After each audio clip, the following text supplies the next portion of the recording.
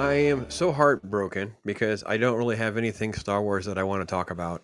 And the only thing that breaks my heart more is that we're trying to intertwine Star Wars references into promotion for the horrible Jurassic Park Rebirth that director Gareth Williams tries to throw out there. And uh, I saw the trailer and I just shook my head. And first off, I'm not interested.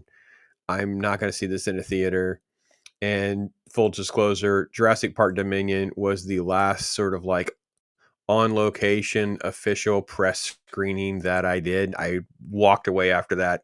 And I'll let Storm Loki tell the rest of that story because I call him on the phone like, dear Lord, I'm never sacrificing a night of talk hard for one of these again. I can't do it. I can't do it. So let's get to the story. This is the Bounding into Comics version that I'm going to read to you or talk about. It's talking about the first trailer and then how there's a little bit of a Super Bowl ad. It's talking about the storyline that centers around Scarlett Johansson playing this sort of like, I don't know, alpha soldier, I guess, and recruiting Marshall Ali. And then Reddit, I guess, has a spoiler that talks about the different critters that are out there. There's an alien sauropod looking thing at one point. And then Edwards was kind of like asked about this in Vanity Fair. And that's when he comes up with this comment. When you make a creature, you get a big, massive pot and you pour in some of your favorite monsters from other films and books. Some Rancor went in there, some H.R. Geiger went in there, a little T-Rex went in there. And I'm like, oh, dear Lord. So this is one of my pet peeves kind of all along is that we're not actually making a dinosaur movie anymore. We're just making science fiction nonsense. So everyone on the internet is presuming that he's talking about this shot. And then there's a shot in the actual trailer of Marsha Ali's character because she's screaming Duncan. There's this little shadowy thing.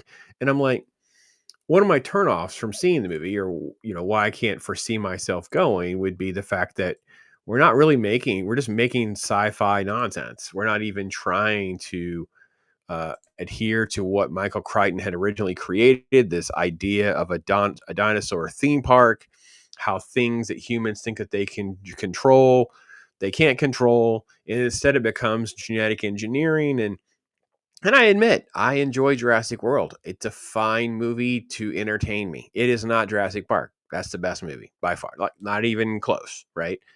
Jurassic World is probably the one I rewatch the most after the first one. And then after that, 2 and 3 is like a coin flip. I don't really care. And I'm never sitting through the other two Jurassic Worlds again. I came out of, what's it called? Forgotten Kingdom, Lost Kingdom, I don't know, Crappy Kingdom.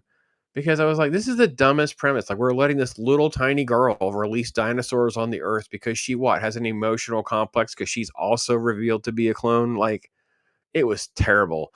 And then the third movie, Dominion, was just fan fiction, nostalgia bait, horrible caricatures of characters that were their former selves. Like it was so bad. Everyone was forced to phone it in. There's no time for anyone to have actual real good performances and real great subtext to their performances and context of their stories or any. It was a complete and utter cluster. And action sequences are nothing more than theme park ride moments, video game levels. It was just terrible.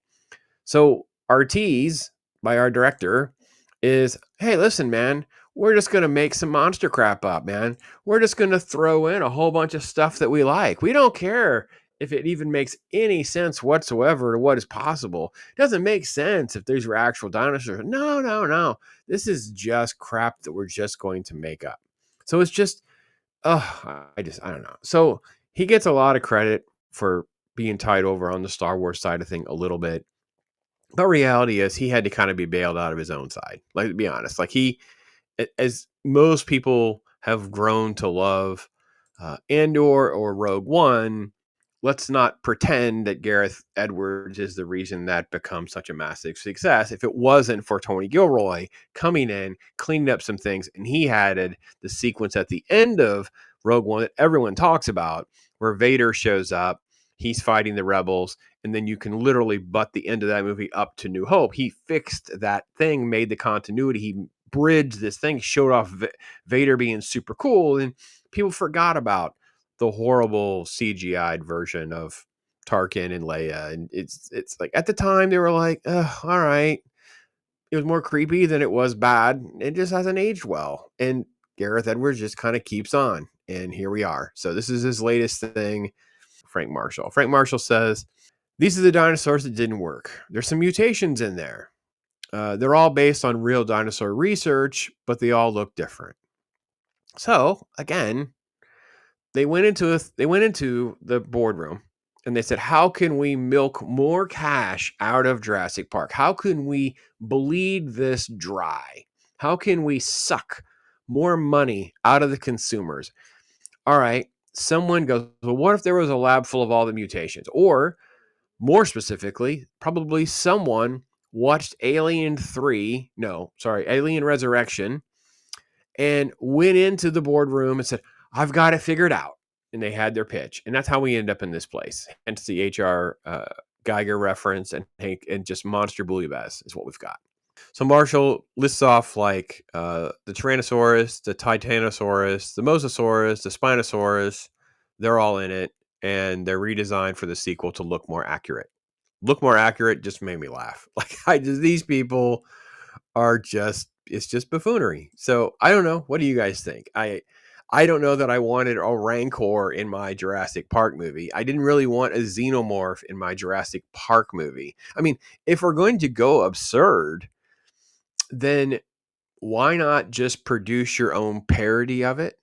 Right? Like make a Jurassic Park parody where they're engineering, but they're such terrible engineers and they have a xenomorph that mutates with a T-Rex and just allow for something that's just so over the top. Fine. Mock itself. Cash in on your own mockery. Like don't let someone else parody you, just do it. So I don't know about you guys. I couldn't do it, man. I can't do it. I'm out. I'm not watching it.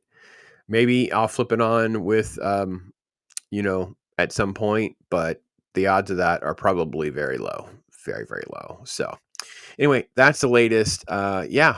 Jurassic Park bouillabaisse is what we're getting. So anyway, they didn't even call it Park. They call it Jurassic World. Do you think there's royalty issues there? You think that they're trying to screw someone out of some money?